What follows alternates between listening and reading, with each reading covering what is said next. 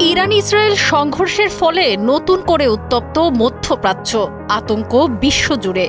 এরই মধ্যে ছড়িয়েছে নতুন আরেকটি ভয়। তরলীকৃত প্রাকৃতিক গ্যাস, এলএনজি ও জ্বালানি তেল সরবরাহ চলে পারস্য উপসাগরের হরমুজ প্রণালী দিয়ে। মনে করা হচ্ছে এই সরবরাহ যে কোনো সময় বন্ধ হয়ে যেতে পারে, কারণ ইসরায়েলের হামলার পাল্টা পদক্ষেপ হিসেবে পথটি বন্ধ করে দেওয়ার হুমকি দিয়েছে ইরান। কারো কারো আশঙ্কা, চলমান ইরান ইসরায়েল সংঘর্ষ গড়াতে পারে পূর্ণাঙ্গ যুদ্ধে। সেক্ষেত্রে সারা বিশ্বের অর্থনীতিতে যেমন ধাক্কা লাগবে, তেমন ব্যবসা বাণিজ্যে পড়বে তীব্র নেতিবাচক প্রভাব। সেই সঙ্গে যদি হরমুজ প্রণালী দিয়ে এলএনজি ও জ্বালানি তেল সরবরাহ পথটি ইরান বন্ধ করে দেয়, তা হবে আরও ভয়াবহ।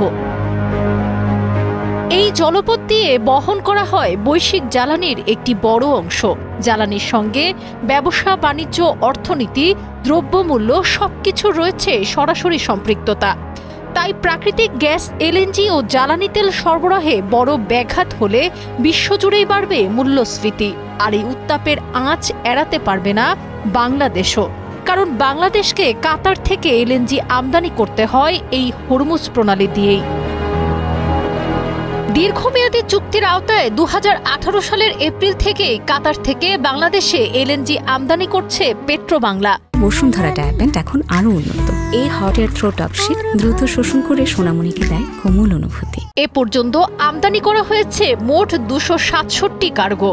আগামী বছর থেকে কাতারের এলএনজি আমদানি অব্যাহত রাখতে দ্বিতীয় দফায় চুক্তি করেছে বাংলাদেশ।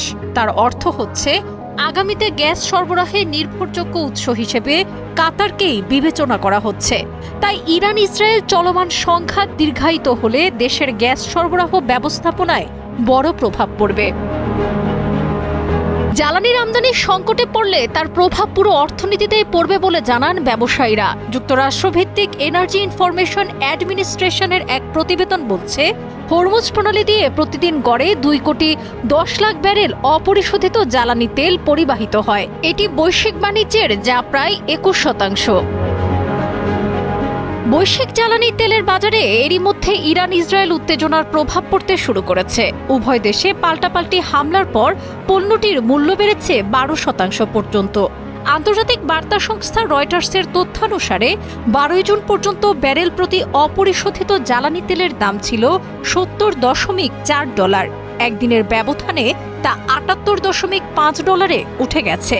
অতএব পরিস্থিতি পর্যবেক্ষণে রেখে বাংলাদেশকে দ্রুত এ বিষয়ে করণীয় ঠিক করে রাখতে হবে, এমনটাই পরামর্শ দিচ্ছেন জ্বালানি বিশেষজ্ঞরা। সাবরিনা কাজী, কালের কণ্ঠ।